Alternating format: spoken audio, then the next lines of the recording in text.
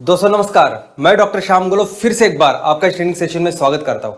मैं आशा करता हूं कि आप सभी लोग स्वस्थ हैं और आप अपने साथ अपने परिवार का यानी घर का परिवार और एमसीएल परिवार दोनों का ख्याल रख रहे हैं। मैं ये भी उम्मीद करता हूं कि आप सभी लोग 1 घंटा बहुत अच्छी एक्सरसाइज कर रहे हो, अपने हार्ट अपने लंग को मजबूत कर रहे हो और अपनी इम्यूनिटी को बढ़ा रहे हो। तो चलिए शुरुआत करते हैं आज के टॉपिक से। दोस्तों हमारे भारत में दुनिया की 18% से ज्यादा आबादी रहती है। बहुत जल्द हम चाइना को पीछे छोड़ दुनिया के सबसे ज्यादा आबादी वाले देश बनने वाले हैं। लेकिन इसके कंपैरिजन में हमारे पास जमीन कितनी है? तो दुनिया की जितनी जमीन है उसके सिर्फ 2.4% इतनी ही। तो अगर हमें इन सभी लोगों का पेट भरना है तो हमें इस जमीन का सबसे ज्यादा महत्तम मैक्सिमम उपयोग करना चाहिए। लेकिन यह तो बहुत अच्छी बात है कि इस कुदरत ने, इस धरती मां ने हमें इतना कुछ दिया है, इतना हमारे ऊपर मेहरबानी की है कि हम अगर इसको अच्छी तरह से काम करें तो हम एग्रीकल्चर और कई सारे क्षेत्रों में पूरी दुनिया में नंबर 1 का काम कर सकते हैं। लेकिन इसके लिए हमें अपने जमीन को समझना बहुत जरूरी है और यही हमारी कोशिश है कि आप सभी को अपने इस जमीन के बारे में समझे। तो वैसे ही फिर आज एक ऐसे ही जमीन के टुकड़े के बारे में, एक ऐसे ही फिजियोग्राफिक डिवीजन के बारे में हम लोग समझने वाले हैं। दोस्तों भारत में जो भी भौगोलिक परिस्थिति है उसके हिसाब से उसके प्राकृतिक विभाग किए हैं। तो आज जिस प्राकृतिक विभाग की हम लोग बात करने वाले हैं उसका नाम है तटीय मैदान। वैसे तो भारत में 2 तरह के मैदान हैं। एक उत्तर भारतीय मैदान जिसे हम सिंधु गंगा का मैदान भी कहते हैं और पूरी दुनिया उसे भारत का महान मैदान के नाम से जानती है। इसके अलावा और एक मैदान है जिसका नाम है तटीय मैदान।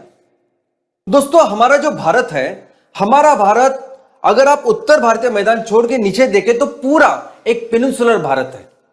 मैक्सिमम वो जो भारत है वो पठार पे है और ये जो भारत है उसके नीचे पेनिनसुला में दोनों बाजू पर्वत की श्रृंखला है।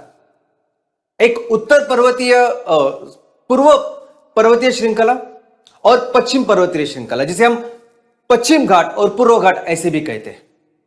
जबकि भारत ये पेनिनसुला है तो इसके तीनों बाजू में समुद्र है। तो ये मैदान जो इस घाट और इस समुद्र के बीच में है इसे कहते हैं तटीय मैदान। तो हमारे पास है पूर्व तटीय मैदान जहां पूर्व घाट और बंगाल का उपसागर इन दोनों के बीच में फैला हुआ यह मैदान है, और पश्चिम तटीय मैदान जहां पश्चिम घाट और अरबी समुद्र इसके बीच में फैला हुआ मैदान है। तो दोस्तों आज इस तटीय मैदान के बारे में ही हम लोग थोड़ा सा डिस्कस करने वाले हैं। दोस्तों पूरी दुनिया में अगर आप देखोगे तो 71% सरफेस के ऊपर समुद्र है, पानी है, और सिर्फ 29% जो सरफेस है उस पर जमीन है। और इस जमीन में जितनी भी आबादी रहती है मैक्सिमम आबादी ये समुद्र को लग के जो जमीन होती है उस पर रहती है। अगर आप देखोगे तो पूरी दुनिया में 40% जो आबादी है वो समुद्र को लग के जो जमीन है उसके 100 किलोमीटर अंतर पे रहती है, और इसकी ही 25% यानी पूरी दुनिया के 10% आबादी तो समुद्र के इतने करीब होती है, इतने करीब रहती है कि समुद्र की जो लेवल है उसके 10 मीटर लेवल के अंदर ही ये पूरी 10% आबादी इतनी रहती है, क्योंकि उतनी रह सकती है शायद। अभी क्या कारण है कि समुद्र के पास इतनी सारी आबादी रहती है? तो दोस्तों इसके 2 कारण हैं। नंबर 1 की समुद्र के पास जो भी जमीन होती है उस जमीन पे जो हवामान होता है वो सम हवामान होता है, यानी वहां गर्मी, वहां ठंडी, और कोई भी सीजन अगर क्यों ना हो वो हमेशा महत्तम, वो मीडियम होता है, बहुत ज्यादा एक्सट्रीम नहीं होता। जैसे जैसे आप समुद्र से दूर दूर दूर चले जाते हो वैसे ही ये हवामान विषम होता जाता है। वहां सर्दी और सर्द होती है और गर्मी और गर्म होती है। ये वही डिफरेंस है मुंबई और दिल्ली में। अगर आप दिल्ली में देखोगे तो बहुत ज्यादा कड़क सर्दी और कड़क गर्मी होती है, लेकिन मुंबई में हमेशा कोई भी मौसम क्यों ना हो लेकिन हवामान उस तरह वैसे रहता है। दूसरा एक इंपॉर्टेंट कारण यह है कि ये जो समुद्र है ये इन लोगों के, इन आबादी के लिए खाने की व्यवस्था भी करता है।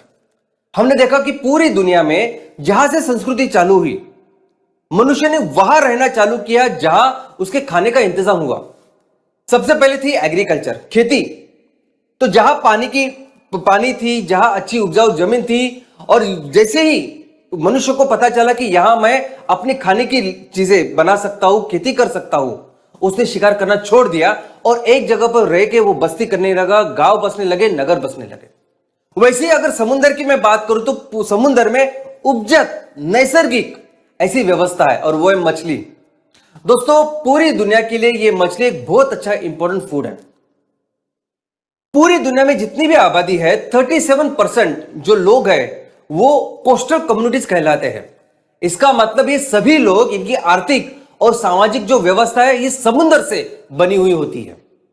इसके अलावा अगर आप न्यूट्रिशन और हेल्थ की बात करोगे तो पूरी दुनिया में जितना भी प्रोटीन कंज्यूम होता है, हम सभी लोगों को प्रोटीन लगता है, तो पूरी दुनिया की 17% प्रोटीन की जो जरूरत है वो ये समुद्र की मछली ये पूरा करती है। लेकिन यही प्रोपोर्शन अगर आप डेवलपिंग विकसनशील देशों में देखोगे तो 50% तक ये जो प्रोटीन है ये समुद्र की मछली उनको प्रदान करती है। दोस्तों, इसके अलावा हम पूरे दुनिया में 60 मिलियन यानी 6 करोड़ ऐसे लोग हैं जो अपने वैयक्तिक स्तर पर बिना किसी सपोर्ट के कुछ अपने लेवल पे सब्सिस्टेंस ऐसे फिश फार्मिंग या समुद्र में खेती करते हैं, यानी मछुआरी करते हैं। दोस्तों, 6 करोड़ ऐसे लोग हैं कि जो अपने दम पे मछुआरी करते हैं, ना उनको कोई सपोर्ट होता है, ना कोई भी वो मार्केट की व्यवस्था होती है, कुछ भी ना होते हुए खुद जाते हैं, मछली ढूंढते हैं, लेते हैं और उनको बेचते हैं। ऐसे लेवल पे लगभग 6 करोड़ लोग मेहनत करते हैं, काम करते हैं और उनकी जो आर्थिक और सामाजिक परिस्थिति बहुत लो है। तो चलिए समझते हैं हमारे देश के इन तटीय मैदानों के बारे में। दोस्तों, हमारा ये जो देश है भारत देश और ईस्ट एशिया के सभी जो अलग अलग देश हैं, इन सभी को भारतीय उपखंड के नाम से जाना जाता है। भारत के साथ श्रीलंका, बांग्लादेश, भूटान, नेपाल, पाकिस्तान, अफगानिस्तान, ये सभी देश, इन सभी देशों को मिलकर भारतीय उपखंड कहा जाता है, क्योंकि ये सभी देश एक जमाने में भारतीय उपखंड या भारतवर्ष का एक हिस्सा थे। लेकिन दोस्तों, इससे भी बड़ी बात मैं आपको बताता हूं कि पूरी दुनिया के अंदर सिर्फ 4 महासागर है, सिर्फ 4। अब ये 4 महासागर में अगर आप देखोगे तो 2 महासागर तो ध्रुवों पे है, ये हमारी जो पृथ्वी है, तो ऊपर और नीचे पोल के ऊपर 2 महासागर, एक आर्कटिक महासागर और दूसरा अंटार्कटिक महासागर। अगर ये छोड़े तो सिर्फ बचे 2 महासागर। अब ये 2 महासागरों में एक है पैसिफिक महासागर और दूसरा है हिंद महासागर, दूसरा है भारत का महासागर। ऐसा कौन सा देश है इस दुनिया में जिसके नाम के ऊपर एक पूरा उपखंड है और उससे ज्यादा एक पूरा महासागर है? और ये क्यों है? क्योंकि भारत का इतिहास इतना गौरवशाली है, इतना महान है। समझते हैं दोस्तों, भारत की जो कोस्ट लाइन है, भारत को जो समुद्र मिला है वो लगभग 7,516.6 किलोमीटर इतना है। लेकिन भारत की जो मुख्य भूमि है उसकी हम लोग बात करें तो 6,100 किलोमीटर इतना वो कोस्ट लाइन है। बाकी की जो कोस्ट लाइन है वो हमारे पास जो अलग अलग द्वीप है उसकी वो कोस्ट लाइन है। हमारे पास अगर देखोगे तो तीनों तरीके से समुद्र है। जो राइट साइड में है उसे हम अरबी समुद्र कहते हैं पश्चिम की ओर, लेफ्ट की ओर वो है बंगाल का उपसागर और नीचे है हिंद महासागर। दोस्तों, लगभग 11 स्टेट्स और यूनियन टेरिटरीज ये भारत की मुख्य भूमि के लग के हैं, जो इस तटीय मैदान का, जो इस कोस्ट लाइन का भाग हिस्सा है। तो गुजरात से लेके बंगाल तक, वेस्ट बंगाल तक अगर आप देखोगे तो 9 राज्य है जो इस मैदान के प्रदेश में आते हैं और 2 यूनियन टेरिटरीज। दोस्तों, तो किस तरह से ये मैदान बनते हैं? तो मैदान अदरवाइज भौगोलिक जिन जिन कारणों से बनते हैं उन सभी कारणों से हमारे ये दोनों पूर्व और पश्चिम तटीय मैदान बने हुए हैं।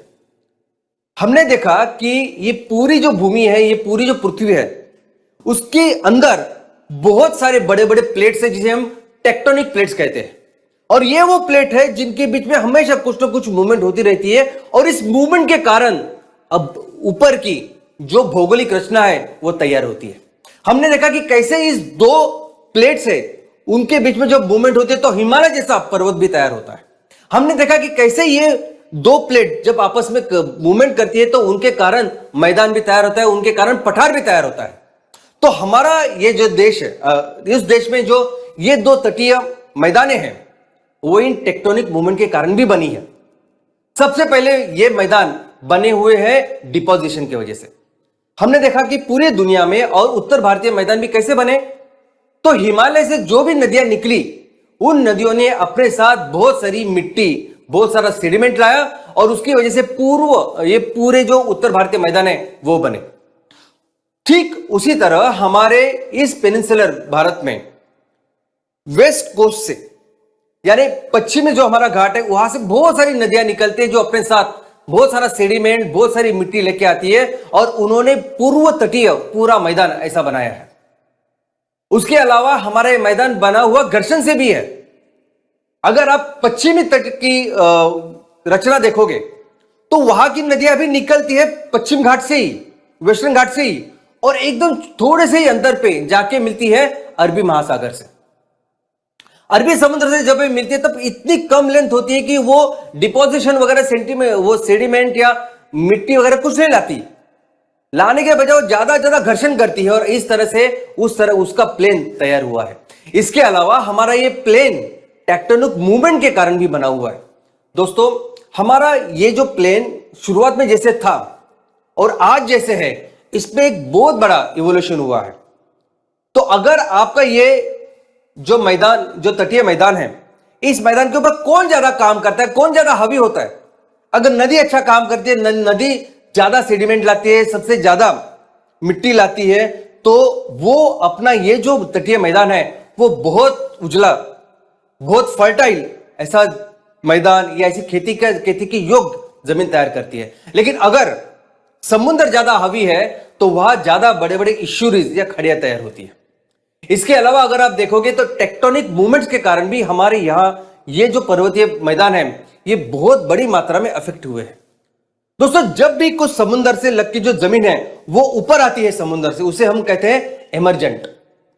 तो हमारे इस तटीय मैदान में ऐसे भी प्रदेश है जो इस समुद्र से लग के ऊपर आए हैं और जिन्हें हम कहते हैं एमरजेंट कोस्ट लाइन। और हमारा जो पश्चिम तटीय जो मैदान है वो इस तरह से बना है।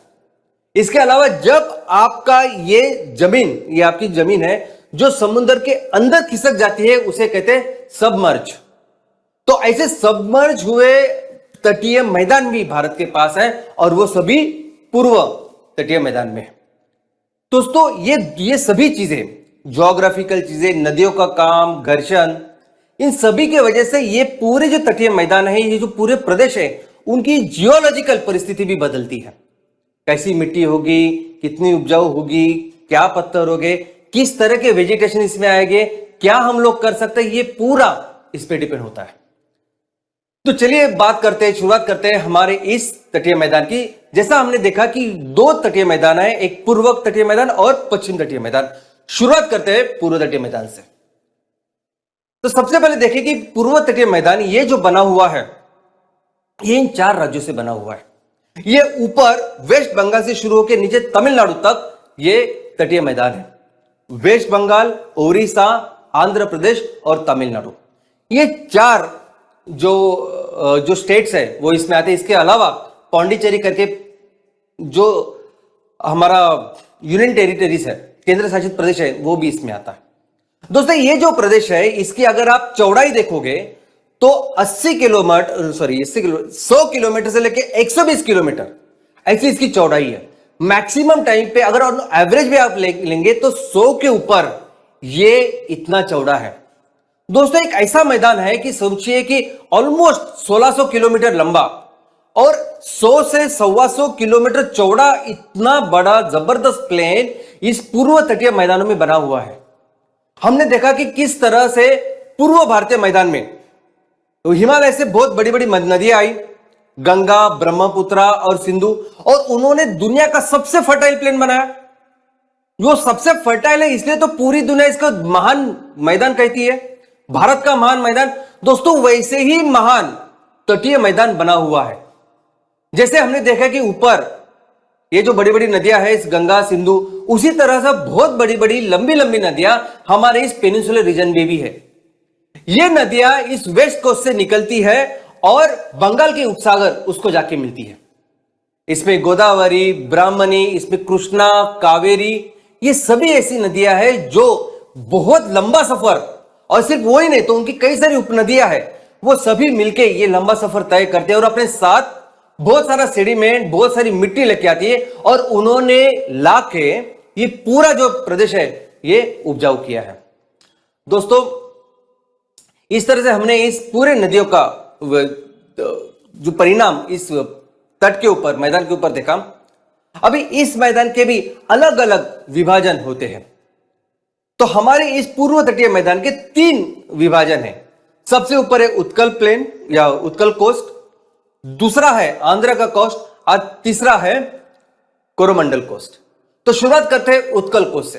दोस्तों, उत्कल कोस्ट यानी इस पूर्व तटीय मैदान का वो हिस्सा जो ओडिशा राज्य को लग के है, ओडिशा और ऊपर का थोड़ा सा वेस्ट बंगाल का।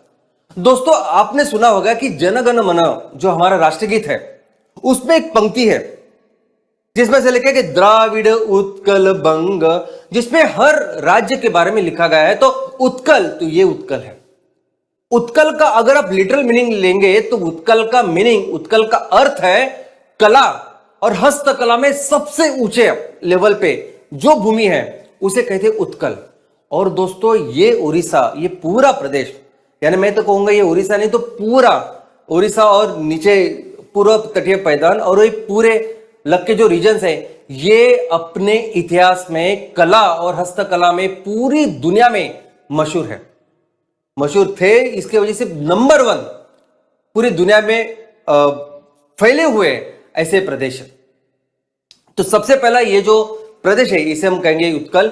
यही वो प्रदेश है जिसमें अगर आप देखोगे तो कई सारे राज्यों का या साम्राज्य इसमें तैयार हुआ है, जिसमें सबसे नोटेबल जो साम्राज्य था वो है सम्राट अशोक का। सम्राट अशोक ने इसके पूरे, ये जो पूरा इलाका है उसमें बहुत बड़ा साम्राज्य का निर्माण किया। गौतम बुद्ध की बुद्धिस्ट या बौद्ध धर्म का सबसे ज्यादा प्रचार प्रसार हुआ होगा तो इसी भूमि से हुआ। और यही वो भूमि थी कि इस भूमि से फिर वो साउथ ईस्ट एशिया के जो बाकी के देश हैं, चाइना, कंबोडिया, वियतनाम से लेकर जापान तक, वो इसी क्षेत्र से वो चले गए। इसके बाद जो कोस्ट है उस कोस्ट का नाम है आंध्र कोस्ट। दोस्तों, आंध्र राज्य का मैक्सिमम एरिया वो इस पूर्व तटीय मैदान के ऊपर है। लगभग 58% जो एरिया है इस राज्य का वो इस पूर्व तट को लग के है। अगर आप लोगों की बात करेंगे तो लगभग 69% से ज्यादा, यानी ऑलमोस्ट 70% लोग इस पूर्व तटीय मैदान में रहते हैं। ये पूर्व तटीय मैदान आंध्र प्रदेश में इतना जरूरी है कि इस आंध्र प्रदेश की जो कैपिटल, जो राजधानी है अमरावती, वो भी इस तटीय मैदान में है। इसके अंदर, इसके नीचे या दक्षिण में दूसरा जो मैदान है उसका नाम है कोरोमंडल मैदान या कोरोमंडल कोस्ट। दोस्तों, ऐसे कहते हैं कि कोरोमंडल कोस्ट एक्चुअली उत्कल के नीचे पूरा ये जो पूर्व तटीय मैदान है इस सभी को कोरोमंडल कहते हैं। पुराने जमाने में अगर आप देखोगे तो मैक्सिमम समय पे ये पूरा जो अंतर है, उड़ीसा के नीचे पूरी जो जमीन है उसे पूरे कोरोमंडल ऐसा कहा जाता है, कहा गया है। अभी कहां से आया कोरोमंडल? तो अगर आप इतिहास में जाके देखोगे तो सबसे पहले कोरोमंडल इस शब्द जिन्होंने दिया, तो एक थ्योरी कहती है कि पोर्चुगीज थे जिन्होंने इस शब्द को फेमस, मशहूर किया। और वो इसलिए किया क्योंकि यहां चोला राज्य का बहुत बड़ा साम्राज्य था और उनसे ही नाम निकला कोरोमंडल। दूसरी थ्योरी ये बताते हैं कि डच यहां थे और डच ने फिर वहां के जो क्षेत्र है उसके नाम से नाम रखा कोरोमंडल। लेकिन इसके नाम का सबसे पहले जिसने जिक्र किया है, जिसने लिखा है, वो थे एक इटाली के एक्सप्लोरर। अभी आप बोलोगे कि ये क्या है कि इसके बारे में पोर्चुगीज बोल रहे हैं, डच बोल रहे हैं, इटाली ने नाम रखा, पूरी दुनिया में इतना मशहूर कैसे था ये प्रदेश? तो दोस्तों, वही कोरोमंडल पूरी दुनिया में अपनी इन सभी चीजों के लिए मशहूर था और वो इस पूरे चीज की वजह से इस कोरोमंडल क्षेत्र ने पूरी दुनिया में अपने इकोनॉमी की वजह से नाम बनाया था।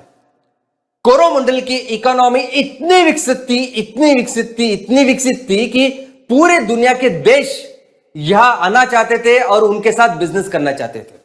और इसीलिए डच लोग वो भी आए, वहां उन्होंने कॉलोनी बनाई। पोर्चुगीज लोग आए, उन्होंने अपनी कॉलोनी बनाई। अंग्रेज ऑफकोर्स वो आए, उन्होंने अपनी कॉलोनी बनाई। फ्रेंच लोग आए, उन्होंने अपनी कॉलोनी बनाई। हर कोई यहां कॉलोनी बना के यही काम करना था कि ये भारत के साथ व्यापार हम लोग करें।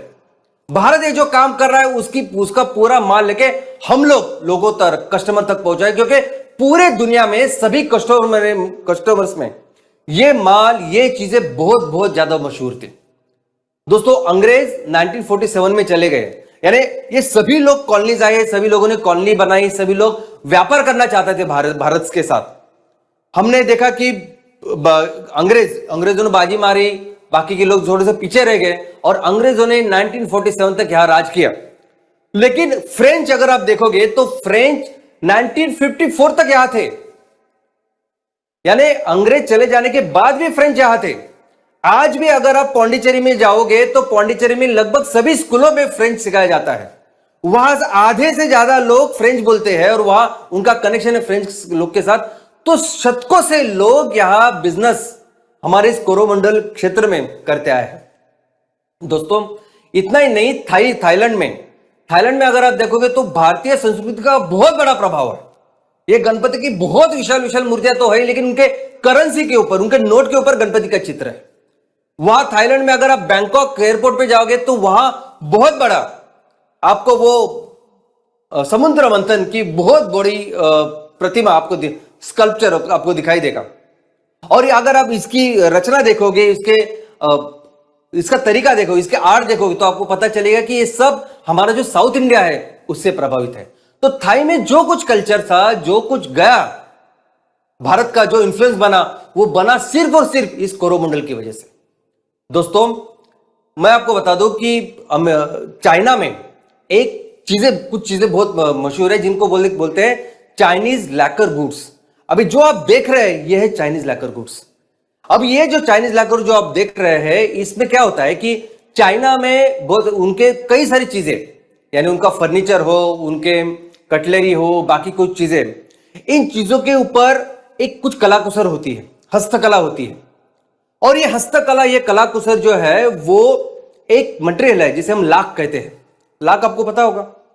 लाख दोस्तों, आज भी अगर किसी चीज का अगर सील करना है, अगर बैंक सील करती है, गवर्नमेंट सील करती है, तो उसके लिए हम लोग इस्तेमाल करते हैं लाख, उसे कहते हैं लाख। तो इस लाख के ऊपर वो लाख लगा के उसमें उसको प्रिजर्व होता है वो जो चीज है वो, और उसमें बहुत जबरदस्त कलाकुसर चाइना में होती है। और ये सभी चीजों का चाइना में बहुत ज्यादा इस्तेमाल होता है। ये चीजें अगर आप देखोगे तो चाइना का एक कल्चर है। चाइना अगर आप देखोगे तो हमारे प्राचीन, इनफैक्ट बहुत ही पहले एरा से लेके आज तक लोग ऐसी कलाओं का, ऐसी चीजों का इस्तेमाल करते हैं। और ये सभी जो चीजें हैं जो आज भी वहां बहुत ज्यादा मान है, और आप जितने अच्छे, जितने ज्यादा अमीर हो, उतनी ज्यादा ऐसी वस्तुओं का प्रयोग करते हैं। इतना ज्यादा इंपॉर्टेंस इन चीजों को वहां आज तक है। इन सभी चीजों को बोला जाता था कोरोमंडल गुड्स। आज भी बोलते हैं कोरोमंडल गुड्स। क्यों? क्योंकि सभी चीज भारत से, इस कोरोमंडल कोष से चाइना जाती थी। दोस्तों, ये लाख, ये जो चीज है, ये भारत ने दुनिया को दिया हुआ एक तोहफा है। लाख, इस शब्द का प्रयोग जो है, शब्द जो आया है वो एक संस्कृत वर्ड से आया है जिसका नाम है लक्ष्मी। ये जो लाख हम लोग जो समझते हैं, ये लाख और ये शब्द भी लाख भारत ने पूरी दुनिया को दिया है। दोस्तों, ये जो भारत की चीजें थी जिसमें हम लोग इतने सक्षम थे, पूरी दुनिया में अव्वल थे, आज भी इसको मुकाबला नहीं है।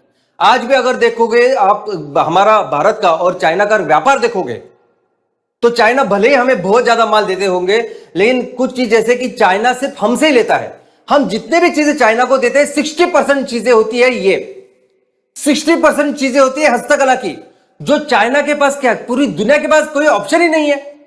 कोई भी ऐसा इलाका नहीं, कोई भी ऐसा देश नहीं है कि जिसके पास ये हिस्ट्री है। जो कोई इस तरह से कलाकुसर कर सकता है और चीजों को बना सकता है। तो आज भी चाइना जितना भी इंपोर्ट करती है, मैक्सिमम इंपोर्ट इन चीज का करती है, और यह हमारी महानता है इस कोरोमंडल कोर्स के। दोस्तों, उन दिनों इस तरह का यह माल तैयार होता था और ये अलग अलग बाजार में, अलग अलग नेशंस में जाता था। ये जो मैं आपको एग्जांपल अभी दिखा रहा हूं, ये सिर्फ चाइनीज मार्केट के लिए बना हुआ एक प्रोडक्ट है। उसका नाम भी चाइनीज उन्होंने रखा है, शराजा चिंस। तो अब आप सोच सकते हैं कितना स्पेशलाइजेशन हमारा अपना उद्योग में, अपने प्रोडक्ट्स में होता था। दोस्तों, हमारे इस बिजनेस की वजह से, इस समृद्धि की वजह से कई सारे बड़े बड़े साम्राज्यों का निर्माण इस कोरोमंडल क्षेत्र में हुआ। इनफैक्ट अगर आपको इस कोरोमंडल क्षेत्र की जो महती है, जो इसका इतिहास है, अगर आपको जानना हो, अगर आपको देखना है कि क्या लेवल पे हमने इस बिजनेस को, इस समृद्धि को लेके गए थे, तो कई सारी किताबें हैं, कई सारी किताबें जो हमने नहीं, फॉरेन वाले लोगों ने लिखी है, और उन्होंने सब बताया कि कैसे ये कोरोमंडल कोस्ट पूरी दुनिया के लिए एक बहुत ही इंपॉर्टेंट ऐसा व्यापार का केंद्र था।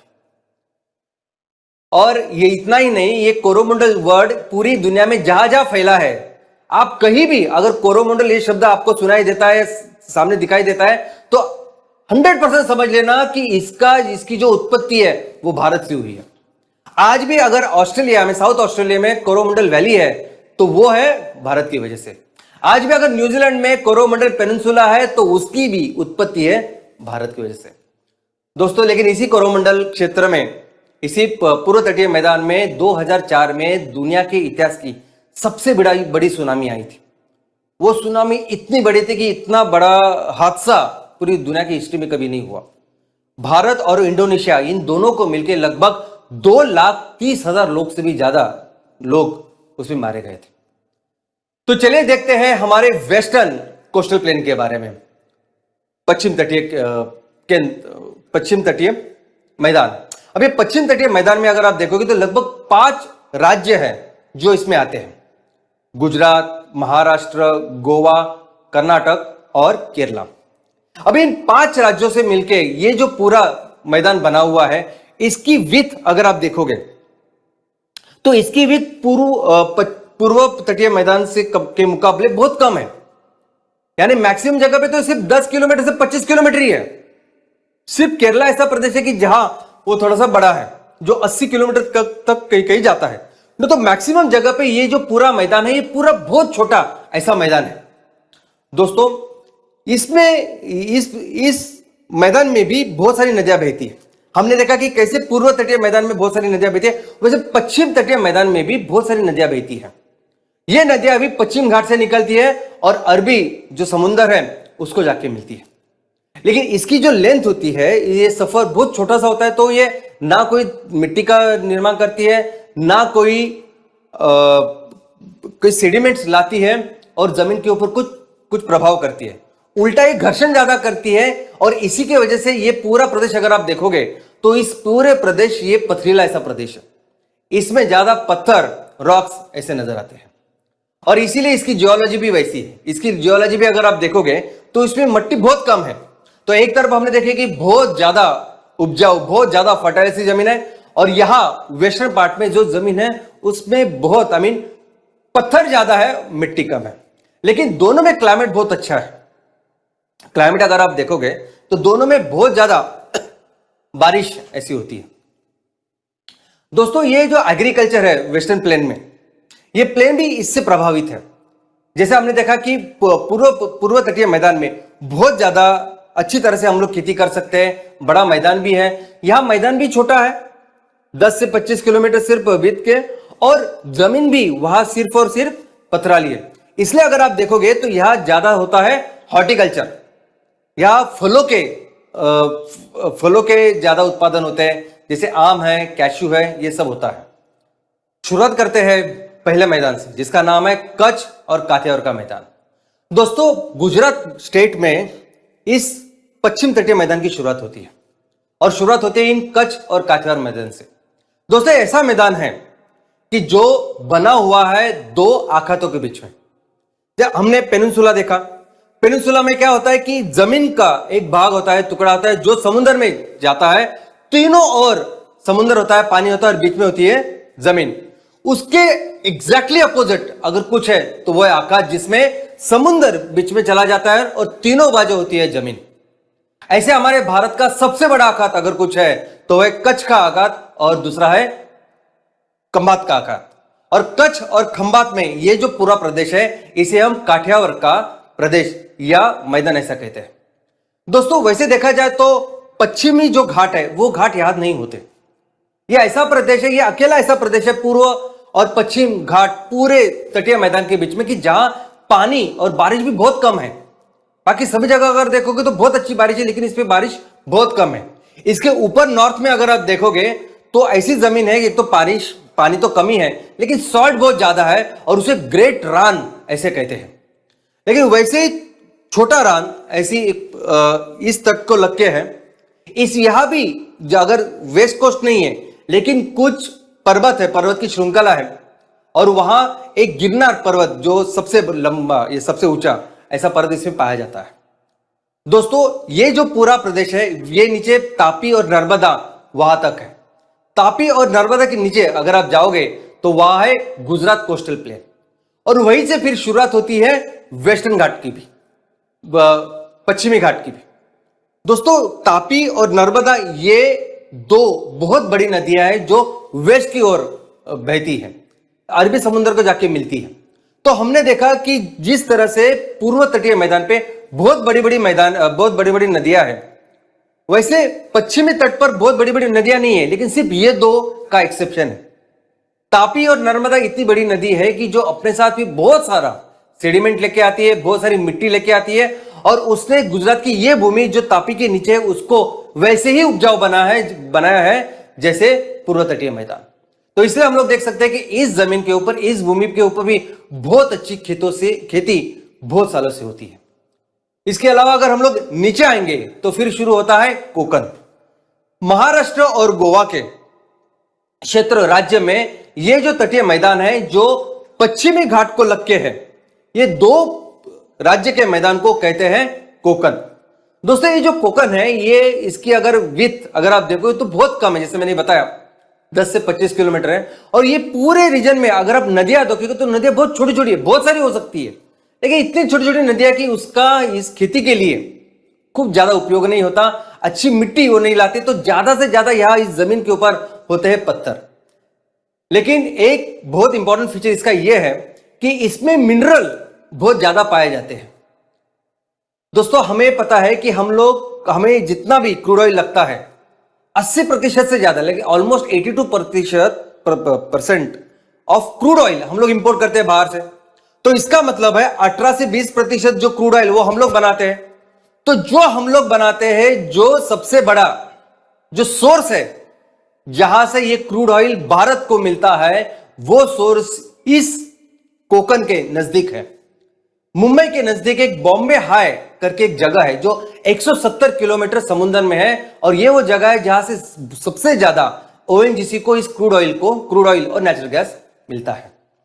इसके अलावा ये जो कोकण का क्षेत्र है वैसे देखा जाए तो सबसे अच्छा पानी है, हवामान अच्छा है, जमीन सिर्फ इसकी उतनी उपजाऊ या मिट्टी उसमें नहीं है, पत्थर ज्यादा होते हैं, लेकिन ये हमारे ये सभी भौगोलिक जो परिस्थिति है ये फल उत्पादन के लिए बहुत अच्छे है, हॉर्टिकल्चर के लिए बहुत अच्छे। इसलिए आप देखोगे कि तो यहाँ मैंगो, यहाँ कोकोनट, यहाँ पाम और बाकी की जो है कैशू, ये सभी इसमें बहुत बड़े लेवल पे लेके जाते हैं। गोवा और साउथ अगर आप कोकण लोगे साउथ महाराष्ट्र का, तो ये तो पर्यटन के लिए भी काफी फेमस है, इसके बीचेस बहुत ही खूबसूरत है। दोस्तों इसके नीचे जो कोस्ट है उसका नाम है कन्नड़ा कोस्ट या करावली कोस्ट। कन्नड़ इस लैंग्वेज में इसे करावली कोस्ट ऐसे कहते हैं। दोस्तों इसमें 3 डिस्ट्रिक्ट है जिससे एक कोस्ट बनता है, उत्तर कन्नड़ा, दक्षिण कन्नड़ा और उडुपी। तो अगर ये नाम अगर आप सुनोगे तो आपको पता चलेगा इन नामों का, इन स्ट्रक्चर का, इन जगह का पूरे भारत में और मैं तो कहता हूं पूरे दुनिया में कितना महत्व है। इसके नीचे जो प्रदेश है उसका नाम है मलाबार कोस्ट। दोस्तों मलाबार कोस्ट यानी वो जगह, वो तटीय मैदान जो केरला को लग के पूरा है, लेकिन बहुत पहले यानी हजारों सालों तक ये मलाबार कोस्ट यानी कोकण से लेके पूरा जो कर्नाटक है, और अभी जो आज का केरल है, ये गोवा से लेके नीचे तमिलनाडु के कन्याकुमारी तक ये पूरा जो प्रदेश है इसे मलाबार कोस्ट कहते थे। दोस्तों, इस मलाबार कोस्ट की हमारी पूरे प्राचीन भारतीय संस्कृति में, हमारे पूरे इतिहास में बहुत बहुत ज्यादा महत्व है। क्यों? तो एक तो मैं पहले फिजियोलॉजी, पहले ज्योग्राफी आपको बोलता हूं कि इस हिमालय के बाहर जो भी सबसे चोटी वाली जो जगह है वो भी यही है, जिसका नाम है अन्नामुडी। और सबसे छोटे लो लेवल पे जहां खेती होती है, यानी हमें पता है कि समुद्र की एक लेवल होती है और जो कोई भूमि होती है वो हमेशा समुद्र के ऊपर ही धीरे धीरे करके ऊपर होती है, लेकिन ये ऐसा प्रदेश है कि यहां समुद्र के लेवल के नीचे भी खेती होती है, और वो है कुट्टीनाथ। दोस्तों, ये पूरा केरला का ये जो एरिया है मलाबार, ये केरला के लिए नहीं, केरला के लिए पूरा राइस का बाउल या राइस का भंडार ऐसे ऐसे कहते हैं। और इसकी जो प्लांटेशन, इसकी जो जमीन, जैसे मैंने बताई कि इसकी जो विड्थ है इस केरला में बहुत ज्यादा है, बहुत सी सारी जगह पे 70-80 किलोमीटर है। बहुत अच्छी उपजाऊ जमीन यहां इस केरला में है। लेकिन अगर मलबार के बारे में बात करते हैं, फिर से मलबार कोस्ट, और मैं जब मलबार कोस्ट की बात करता हूं तो मैं इस कर्नाटका और केरला, इन दोनों की जो पूर्व तटीय मैदान, उसकी बात आज करना चाहूंगा। दोस्तों, मलाबार इस शब्द का जन्म कैसे हुआ पहले मैं आपको बताता हूं। ये दो शब्दों से हुआ है। एक तो मले, ये मलयालम वर्ड है और जिसका अर्थ है माउंटेन, जिसका अर्थ है पर्वत, और दूसरा है बार। ये बार वर्ड अरेबिक है जिसका नाम है प्रदेश। तो ये पर्वतों का प्रदेश है मलबार। और किसने दिया होगा ये नाम? तो सबसे पहले ये नाम दिया अरेबिक लोगों ने। सबसे पहले मलाबार इस शब्द की जो उत्पत्ति है, इस शब्द का जो रेफरेंस है वो आता है अरेबिक से। यानी अरेबिक जो लोग इनसे बिजनेस करते थे, हजारों साल पहले ये शब्द की उत्पत्ति दिखाई गई है। दोस्तों, ये जो मलाबार है, मैं कह सकता हूं, और पूरे ऐसे सबूत है कि पूरे भारतवर्ष में, भारत के इतिहास में सबसे बड़ा बिजनेस का सेंटर अगर कोई रहा होगा तो वो था मलबार। दोस्तों, पूरा जो इंडियन ओशन इसीलिए कहते थे कि वो वहां भारत, इंडिया था। पूरी दुनिया आना चाहती थी भारत के साथ बिजनेस करने। पूरी दुनिया आती थी इस इंडियन ओशन को ढूंढने, इस भारत के उपखंडों को ढूंढने, और सबसे बड़ा जो सेंटर था जहां ये लोग आके बिजनेस करते थे वो था ये मलबार। दोस्तों, आपको ये मलाबार इतना मशहूर था कि पूरी दुनिया के सभी लोग आके यहां रहते थे। यानी सिर्फ आके आए और गए। अगर आपको हम आज देख सकते हैं कि हम बहुत जल्दी एक प्रदेश से दूसरे प्रदेश तक जा सकते हैं, लेकिन उन दिनों ऐसा नहीं था। हजारों किलोमीटर सफर करके आपको आना पड़ता था। आने के बाद लोग यहां अपनी जिंदगी गुजारते थे। यह मलाबार ऐसा प्रदेश था कि यहां अरेबिक, यहां इजिप्ट, यहां चाइनीज, सभी तरह के लोग यहां रहते थे। और यह ट्रूली कॉस्मोपॉलिटन सेंटर था पूरी दुनिया का। आज किसे हम कॉस्मोपॉलिटन कहेंगे? आज आप किसी अमेरिकन, किसी यूरोपियन, जो एक छोटा सा शहर होगा, उसको कॉस्मोपॉलिटन कहेंगे कि वहां अलग अलग भाषा बोलने वाले, अलग अलग संस्कृति के लोग वहां रहते होंगे। आज की बात है, लेकिन हजारों साल पहले ये पूरा कल्चर, ये सभी चीज हमारे मलाबार में थी। तो आप सोच सकते हैं कि पूरी दुनिया के लोग यहां आके बसते थे। दोस्तों, प्री हिस्ट्री, यानी मैं प्राचीन भारत की भी बात नहीं करूंगा, जब संस्कृति की शुरुआत हुई, जब इस हड़प्पा मोहनजोदड़ो की शुरुआत हुई, जब इस दुनिया में सिर्फ 5-6 ऐसी संस्कृतियां थी, तब से लेके इस मलबार का महत्व है। आपने अभी तक सिर्फ सिल्क रूट के बारे में सुना। सिल्क रूट जो चाइना से निकलता था, चाइना बहुत ज्यादा सिल्क तैयार करता था, भारत भी तैयार करता था, जो पूरी दुनिया में जाता था, और ऐसा ऐसा रूट था। उसके बारे में बहुत ज्यादा लोग मार्केटिंग करते, बताते। दोस्तों, कभी हमारे इस स्पाइस रूट के बारे में आप पढ़िए, आप हैरान हो जाएंगे। पूरी दुनिया का सबसे बड़ा व्यापार का केंद्र, सबसे बड़ा व्यापार का रूट अगर कुछ था तो था ये स्पाइस रूट, इस स्पाइस केंद्र। और इस सभी पूरी दुनिया के लिए स्पाइस, क्योंकि पूरी दुनिया में मसाले कहीं नहीं थे। पूरी दुनिया के बारे में जितने डेवलप्ड भारत देश था, बाकी के देश तो इतने डेवलप्ड ही नहीं थे। ये सभी मसाले में जो अलग अलग चीजें होती है, ये सिर्फ और सिर्फ इस केरला, इस मलाबार कोस्ट में मिलती थी। पूरी दुनिया के लोग आते थे इसको लेने। ये इतने मशहूर, इतने इंपॉर्टेंट है क्योंकि खाना तो बेसिक है। पूरी दुनिया इसको खरीदने, व्यापार करने यहां मलाबार आती थी। दोस्तों, ये इस मलाबार को भारत का स्पाइस गार्डन ऑफ इंडिया कहते हैं। और हजारों सालों पहले, देखो अभी हम ईस्वी सन बाद की बात कर रहे हैं, अभी हम 2022 में, ईस्वी सन पूर्व 3000 4000 से ये बिजनेस शुरू है। यहां शुरुआत की अरब ने, लेकिन बाबिलोनियंस, एसिरियन, इजिप्शियंस, ये सभी लोग यहां मसाले का बिजनेस करने के लिए भारत आते थे। और अरब तो ऐसे थे कि इन्होंने पूरी दुनिया में उनकी मोनोपोली थी, इतने वो घुल मिल गए थे इस मलाबार से। यहां आके उन्होंने इस तरह से बिजनेस का कंट्रोल किया कि एक समय था कि वो मोनोपोली इनकी थी। एक किताब है जो ईस्वी सन बाद फर्स्ट सेंचुरी में लिखी है, जिसका नाम है पेरिप्लस ऑफ एरिथ्रेंसी। आप ये पढ़ना कभी, आप ये पढ़ना। इस किताब में कौन से बिजनेस होते थे, कौन से रूट्स थे, कौन सी अपॉर्चुनिटी थी, और किस तरह से ये भारत का मलाबार पूरी दुनिया के लिए सबसे बड़ा व्यापार का केंद्र था, ये आपको दिखाई देगा। इसके अलावा एक हमारे पास एक संगम लिटरेचर करके एक लिटरेचर कहा जाता है। हमारे देश में सबसे पुराना जो लिटरेचर है जो उपलब्ध है, जो तमिल लैंग्वेज में, तमिल भाषा में है, इसे कहते हैं संगम लिटरेचर।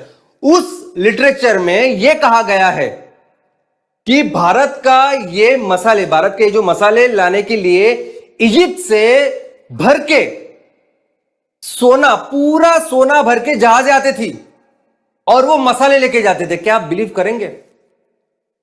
ये साउथ में, इस केरला में, साउथ, इतना सोना कहां से आया? ये था बिजनेस, ये था व्यापार, जिसकी वजह से हम लोग इतने अमीर थे। और उन्होंने लिख के रखा है, और सिर्फ इन्होंने कई सारे ऐसे रेफरेंस आपको दिखाई देंगे, सोना भर के जहाज वहां ये मसाले खरीदने आती थी। ये जो मंदिर आपने कभी देखा, पद्म स्वामी नामी मंदिर, ये पद्म स्वामी अभी जो ये मंदिर है, ये केरला में स्थित है और ये अभी सुप्रीम कोर्ट के निगरानी में है। इसमें इतना सोना है कि पूरे भारत का आज के दिन का जो कर्जा है वो आराम से हम लोग राइट ऑफ कर सकते, चुका सकते। इसके अलावा जिसके 3-4 दरवाजे हैं शायद, लेकिन इसमें 1-2 दरवाजे अभी तक हाथ भी नहीं लगाया हमने। इतना सोना इस टेंपल पे, इस मंदिर में कहां से आया ये सोना? तो ये था इस व्यापार से। दोस्तों, केरला में, इस मलाबार में इतने बड़े बड़े साम्राज्य हो गए, जिसमें सम्राट अशोक से लेके चोला, केरा, राष्ट्रकूटा, पंड्या, ये सभी लोग थे। आज भी अगर आप जाके देखोगे तो आपको पता चल गया, आज भी हम लोग ये स्ट्रक्चर नहीं तैयार कर सकते। ये जो चीजें उन्होंने तब तैयार की है ना, आज यहां अब हम लोग नहीं कर सकते विथ ऑल मॉडर्न टेक्नोलॉजी। दोस्तों, ये वास्को द गामा क्यों आया था? वास्को द गामा जो गोवा पहुंचा, वो आया था इसी बिजनेस को तराशने।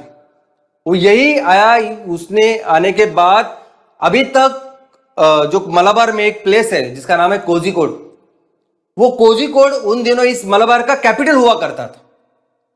और वहां वास्को द गामा है, और वहीं से फिर इन लोग का, यूरोपियन लोगों का मॉडर्न जो बिजनेस है उसकी शुरुआत हुई। बाद में ऑफ कोर्स अंग्रेज आ गए, पोर्चुगीज, डच, सभी लोग आए और उन्होंने बिजनेस करना चालू किया, लेकिन एंड तक सबसे बड़ा जो कंट्रोल वो इन अरब लोग का था। अंग्रेजों ने इस पूरे प्रदेश को मद्रास प्रेसिडेंस के नाम से उसको रखा और उसका पूरा एडमिनिस्ट्रेशन किया। और यही मद्रास प्रेसिडेंसी बाद में हमारे आजादी के बाद बना मद्रास स्टेट। और आजादी के बाद जब हमने भाषावार जो प्रांत रचना की, उसके अनुसार अलग अलग राज्य बने, तो इसके भाषा के अनुसार, मलयालम और कन्नड़ के अनुसार, इसके फिर 2 राज्य बने, जो एक कर्नाटका और दूसरा केरला। तो चलिए आज की बात करते हैं। ये तो है हमारे सभी मैदान, कैसे थे, क्या कर रहे हैं हम लोग, सब कुछ। आज की तारीख में अगर आप देखेंगे तो इसका जो पर्सपेक्टिव है सामाजिक आर्थिक, वो है, उसको देखते हैं। तो हमारे देश के लगभग 9 स्टेट्स, हमने देखा कि 9 राज्य और 2 केंद्र शासित प्रदेश, इन दोनों तटीय प्रदेश में रहते हैं। इन दोनों को मिलकर लगभग 42 करोड़ इतनी जनसंख्या है जो इस तटीय प्रदेश में रहती है। लेकिन समुद्र को लगके, इस समुद्र का जो किनारा है उसको लगके 150 किलोमीटर के दायरे में लगभग 33 करोड़ इतनी जनता रहती है। इकोनॉमिक एंगल से अगर आप देखोगे तो ये ऐसा प्रदेश है कि यहां जमीन भी है और यहां पानी भी है। तो अगर आप सिर्फ बिजनेस के हिसाब से देखोगे तो ऐसी सभी चीजें जो हम जमीन से मिलकर कर सकते हैं वो भी यहां होते हैं, और ये जो पानी से मिलकर भी जो चीजें होती है वो भी यहां हम लोग कर सकते हैं। ऐसा है प्रतिशत। तो बात करते हैं एग्रीकल्चर की। दोस्तों एग्रीकल्चर के में जैसा हमने देखा कि दोनों, ये पूरा गुजरात से लेके बंगाल तक, वेस्ट बंगाल तक, ये पूरा जो प्रदेश है, इस पूरे प्रदेश में एग्रीकल्चर बहुत सालों से होता है। लेकिन अगर आप ईस्टर्न या पूर्व तटीय की बात करोगे तो वहां का जो एग्रीकल्चर है, वहां की जो भूमि है, वहां का जो हवामान है, वो बहुत ही जबरदस्त है। इसकी तुलना सिर्फ और सिर्फ उत्तर भारतीय मैदान के साथ हो सकती है। आज भी इतना उपजाऊ मैदान यह है, इसमें सबसे ज्यादा होता है ऑफकोर्स राइस, चावल। दुनिया में सबसे ज्यादा चावल के अंदर जो क्षेत्र है वो भारत का है।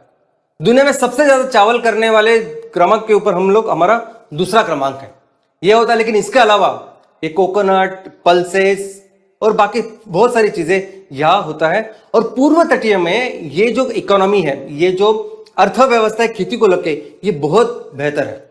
तो अगर वेस्ट कोस्ट की बात करें तो पश्चिम तट के ऊपर जो एग्रीकल्चर है, जो खेती है, उसमें हमने देखा कि जमीन कम ज्यादा है। केरला जैसे प्रदेशों में अच्छी जमीन है तो वहां खेती भी अच्छी होती है, वहां राइस अच्छा होता है, बाकी की जो चीजें हैं, कोकोनट, बनाना, ये सब चीजें अच्छी होती है।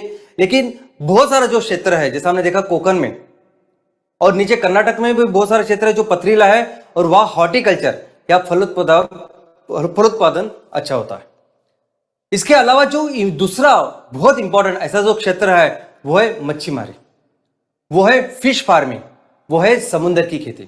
दोस्तों भारत को मिला है 8,118 किलोमीटर का कोस्ट लाइन, किलोमीटर का समुद्र का किनारा, यानी पूरी जो मुख्य भूमि है वो और हमारे बाकी के जो छोटे छोटे द्वीप है उसको मिलके इतना बड़ा किलोमीटर का एरिया हमारे पास है। इसके अलावा अगर आप एक्चुअल एरिया की बात करोगे कि किस एरिया में कितने सारे एरिया में हम एक्चुअली ये फिश फार्मिंग, ये मच्छीमारी का काम कर सकते हैं, तो वो है 20 लाख स्क्वायर किलोमीटर से भी ज्यादा एरिया। यानी हमारे धरती के ऊपर भारत का जितना एरिया है लैंड, वो कितना है तो 32,70,000 स्क्वायर किलोमीटर। और उसकी तुलना में अगर आप समुद्र का एरिया जो हमारे खेती के लिए उपलब्ध है वो है 20,20,000 स्क्वायर किलोमीटर एरिया, है ना, ऑलमोस्ट। और जहां कुछ भी नहीं, जहां जैसे नगर बिगर, ये सिटीज बिटीज, गांव वगैरह कुछ नहीं, ये पूरा इलाका अवेलेबल है हमें ये फिश फार्मिंग करने के लिए, ये समुद्र की खेती करने के लिए। दोस्तों और एक सबसे इंपॉर्टेंट बात मैं आज आपको यहां बताना चाहता हूं। दोस्तों पूरी दुनिया में भारत का ये जो समुद्र है, पूरी दुनिया में ये जो भारत का ये समुद्र का इलाका है जहां हम लोग खेती कर सकते हैं, ये पूरी दुनिया में सर्वश्रेष्ठ है। इस पानी में जो मछलियां होती है, इस पानी में जो क्लाइमेटिक कंडीशन कुदरत ने दी है, कुदरत ने हमारे ऊपर, जमीन के ऊपर कितनी मेहरबानी की है हम सभी लोग जानते हैं। किस तरह से हिमालय है, किस तरह से पश्चिम पूर्व घाट है, ये सब हम जानते हैं। दोस्तों क्या आपको पता है कि इतनी ही मेहरबानी ये इस कुदरत ने, इस धरती मां ने समुद्र के बारे में भी की है।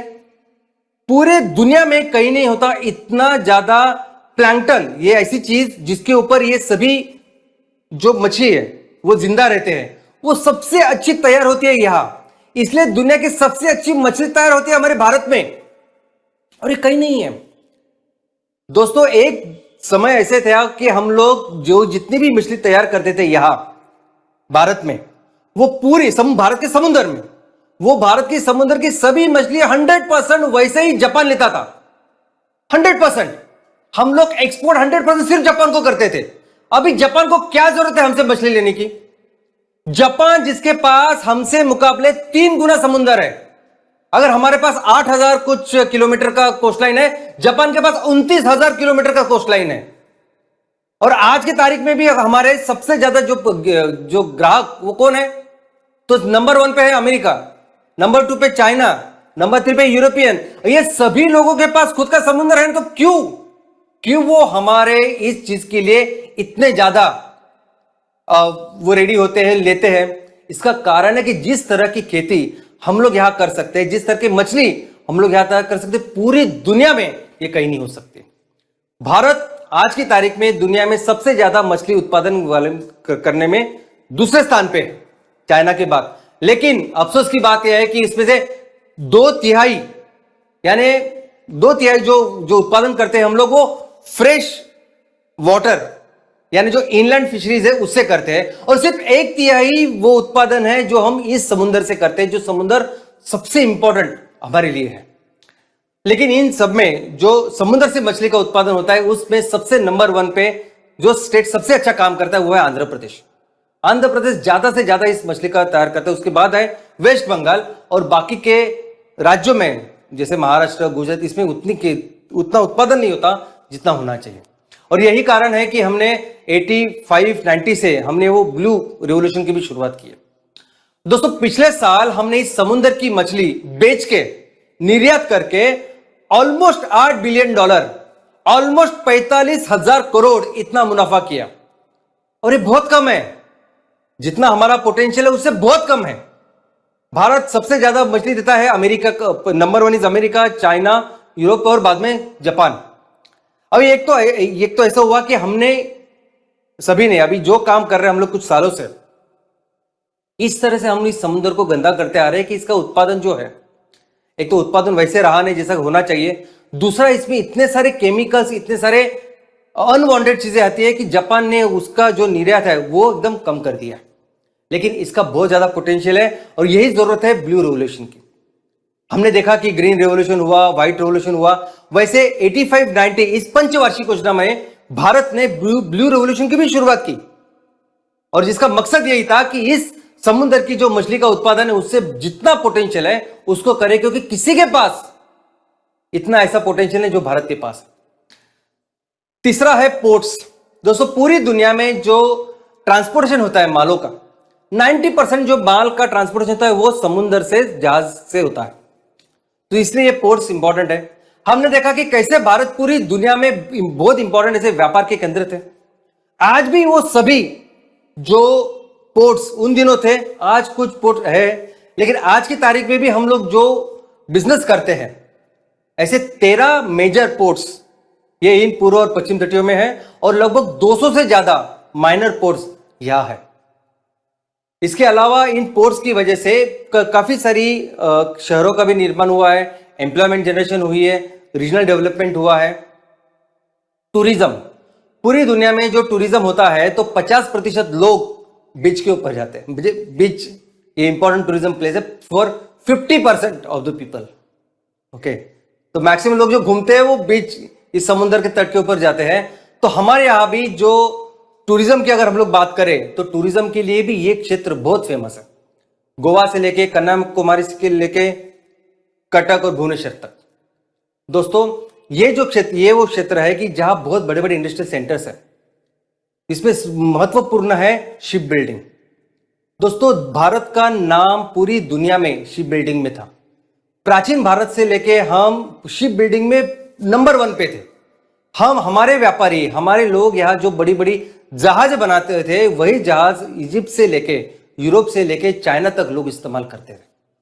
तो आज भी हमारे यहाँ जो इंडस्ट्रियल सेंटर्स है, जो शिप बिल्डिंग जो सेंटर्स है, वो इन तटीय मैदानों के ऊपर है।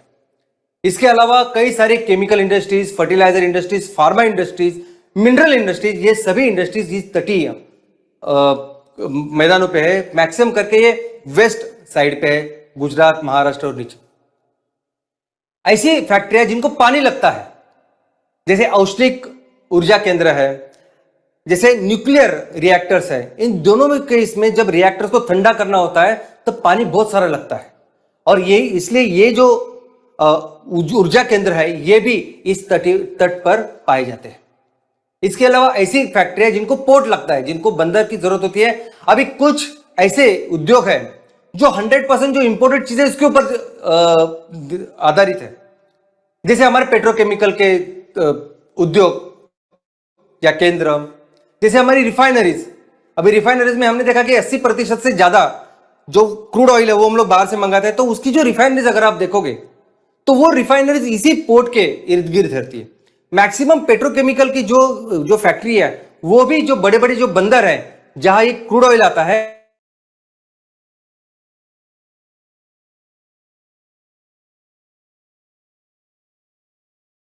यूनिट्स, ऐसी कोई प्रक्रिया केंद्र, ऐसे कोई फैक्ट्रीज कि जिसमें वो उत्पादन बनता है जो उत्पादन 100% हम लोग एक्सपोर्ट के लिए देते हैं, वो सभी ऐसे मैक्सिमम जो फैक्ट्रीज है वो पोर्ट के पास रहती है। दोस्तों वैसे देखा जाए तो बॉम्बे भी वैसे ही बना है ना। बॉम्बे का कहा कुछ ऐसा इतिहास था। बॉम्बे मुंबई का अगर आप इतिहास देखोगे तो ऐसा कुछ नहीं था। अंग्रेजों ने उनको बनाया। अंग्रेजों ने इस बॉम्बे को इसलिए तैयार किया कि एक अच्छा बंदर बने, उसका एक अच्छा पोर्ट तैयार हो, बंदर बने, और उससे वो ज्यादा पूरा हमारा सब कुछ लूट के वो वहां लेके जाए। एक वो कारण।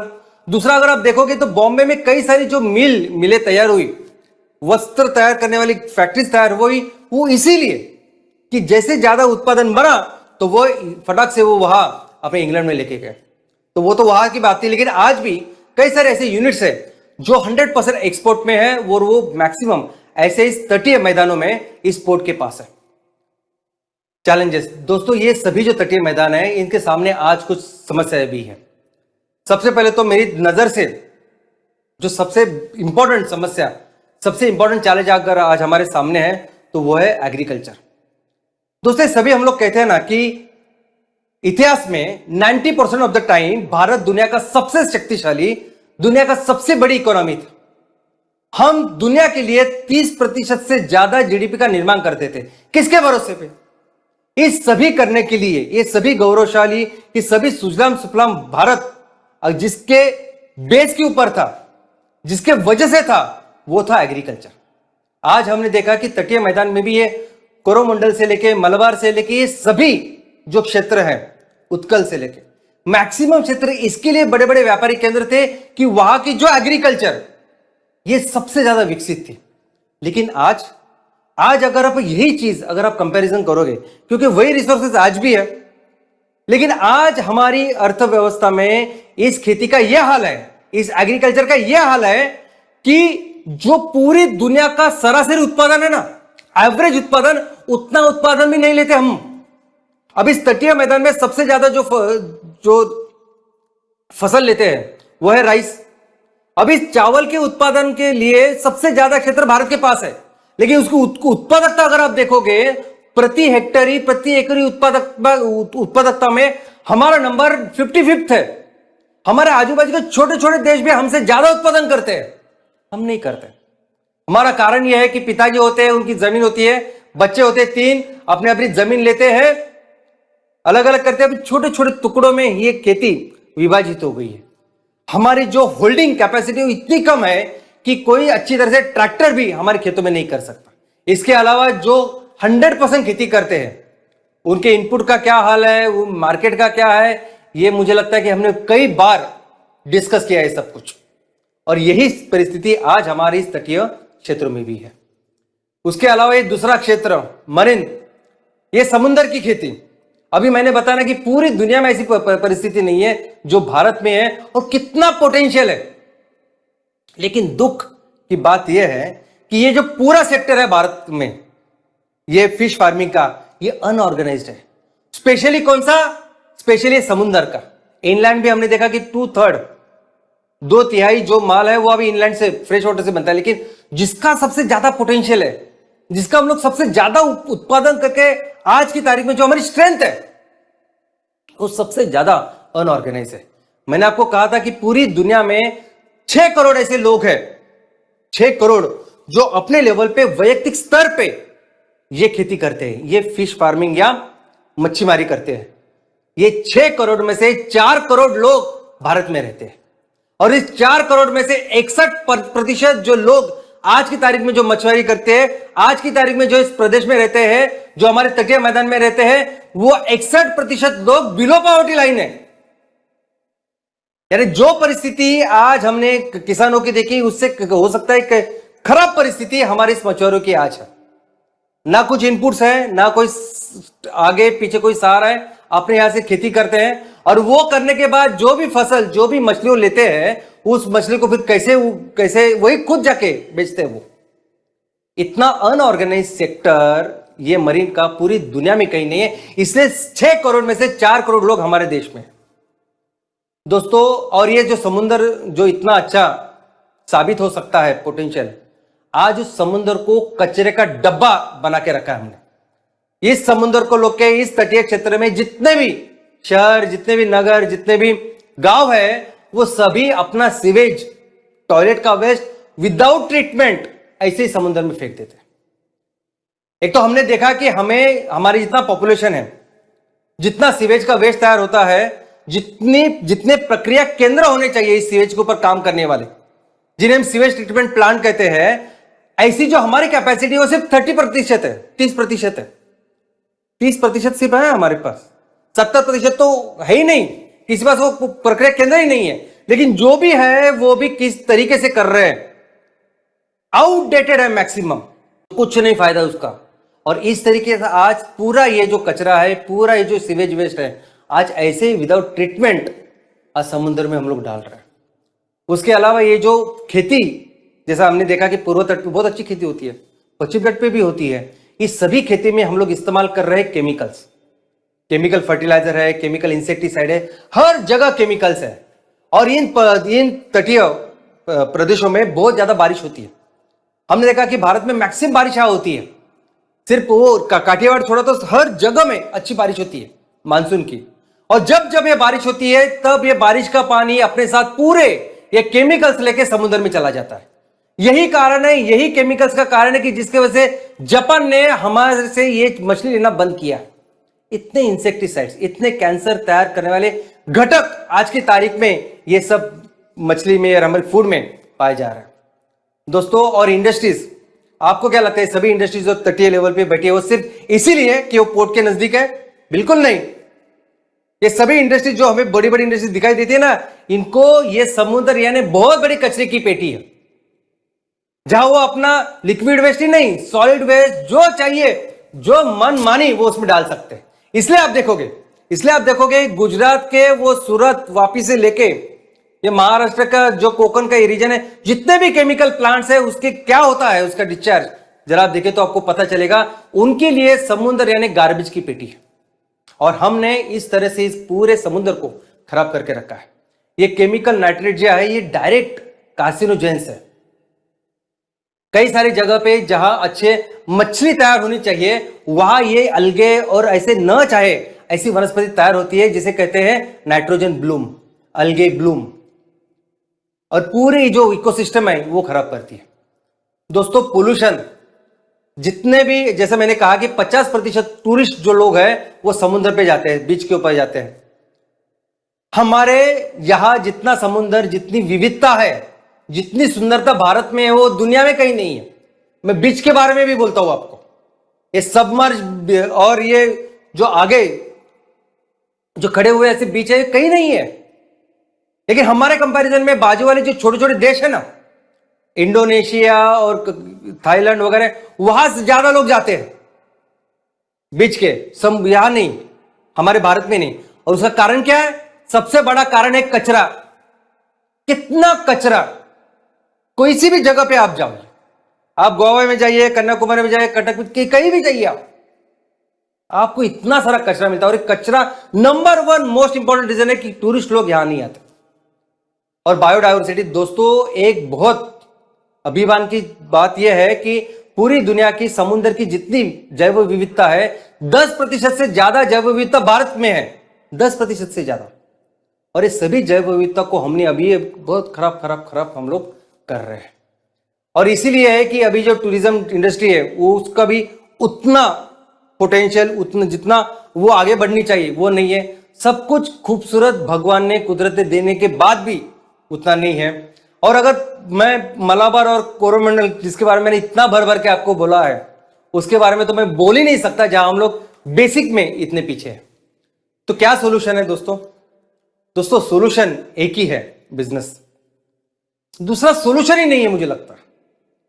जो भी मकसद हमें है ना, अगर हमें लगता है कि हमें अपने देश को, गौरव को फिर से वापस लाना है, जो हमारा पोटेंशियल है वो करना है, उसके लिए तो कंपलसरी बिजनेस है ही। लेकिन मुझे लगता है कि हर कोई मकसद, हर कोई विजन, मिशन जो हमारा है, हमें अगर इस दुनिया को, इस धरती मां को इस ग्लोबल वार्मिंग से बचाना है, उसका ख्याल रखना है, हमें किसानों का ख्याल रखना है, हमारे किसानों को सशक्त बनाना है। आज अभी हमने देखा ये मरीन, हमारे इतने सारे मछुआरे लोग जो बिलो पॉवर्टी लाइन में आज जी रहे हैं, इनके लिए भी कुछ करना हो, कोई भी कुछ भी अगर करना है तो उसका एक ही सॉल्यूशन जो मुझे नजर आता है, जो हमारे पूरे संगठन को नजर आता है, वो है बिजनेस। और इसीलिए ये एमसीएल की शुरुआत है कि इस बिजनेस को इस तरीके से हम लोग करें कि जो हमारी स्ट्रेंथ है, जो हमारा पोटेंशियल है। और ये इसके लिए कुछ बहुत बाहर जाके कुछ करने की जरूरत नहीं दोस्तों। जो हजारों सालों से हमारे पूर्वजों ने किया बस वही करना है, मन लगाकर करना है, मेहनत के साथ करना है, और वही करेंगे। और इसका जो बिजनेस यूनिट है वो बहुत अच्छा हमने किया है, और वो है ग्राम पंचायत। एक ग्राम पंचायत में अगर 2000 एकड़ है तो 2000 एकड़ आपके पास जमीन है, अगर आपको इतना समुद्र का किनारा है, 5000 लोग यहां रहते हैं जिनको इतना कुछ हस्तकला में वो कुछ कर सकते हैं, बस उसके ऊपर ध्यान रखें। उनको जो चीजें हैं, जो इनपुट्स है, ऐसी कौन सी चीजें हम लोग तैयार कर सकते हैं। और दोस्तों उन दिनों जितनी जरूरत थी इन चीजों की, उससे कई ज्यादा जरूरत आज है। आज ये फर्नीचर के लिए आप क्या करते हैं, वो केमिकल्स लगाते हैं, वो क्या अलग अलग नाम उसके आते हैं, वो लगाते हैं, कुछ तो करते हैं। कई ज्यादा बेहतर वो फर्नीचर को उसकी लाइफ आगे बढ़ाने का वो काम था जिसको लाख लेके हम लोग करते थे। कई सारे ऐसी चीजें जो सिर्फ भारत कर सकता है, कई सारे ऐसी चीजें जो सिर्फ भारत में बसे हुए लोग हैं, और जो हमारी संस्कृति है, जो परंपरा है, ये इन पेट्रोकेमिकल चीजों को रिप्लेस कर सकते हैं। आपको अपने ग्राम पंचायत में क्या ऐसी चीज है जो हम कर सकते, बस वही देखना है, और उसको पूरी तरह से एज ए संगठन हम एमसीएल सपोर्ट करेंगे, इनपुट्स के लिए भी और मोर इंपॉर्टेंटली मार्केट के लिए। और दोस्तों ये जो कम्युनिटी पार्टिसिपेशन है ये बहुत जरूरी है, क्योंकि कई सारी ऐसी चीज है जैसे हमने देखी किस तरह से हम अपने समुद्र को बर्बाद कर रहे हैं, किस तरह से हम अपने जमीन को बर्बाद कर रहे हैं, किस तरह से छोटे छोटे टुकड़ों में और छोटे छोटे टुकड़े करके हम अपनी जमीन का, हम अपनी खेती की पूरी तरह से बर्बादी कर रहे हैं। इसको रोकने के लिए हम कम्युनिटी, समुदाय करके काम करना पड़ेगा, एक कचरा बंद करना पड़ेगा। और इसीलिए जरूरी है ये एमपीओ, ये एमसीएल प्रोड्यूसर ऑर्गेनाइजेशन। और दोस्तों जो काम हमारे पूर्वजों ने किया हजारों सालों तक, ये जो केंद्र मैंने आपको बताया, ये मालाबार और ये कोरोमंडल, ये दुनिया के लिए सबसे बड़े, इतने बड़े केंद्र थे कि जिसके वजह से ये लोग इतने सालों तक अभी तक है ना, तो वही ग्लोरी फिर से हम लोग वापस ला सकते हैं। बस जरूरत है मिलके एक मकसद के साथ काम करने की, और वो करेंगे। धन्यवाद।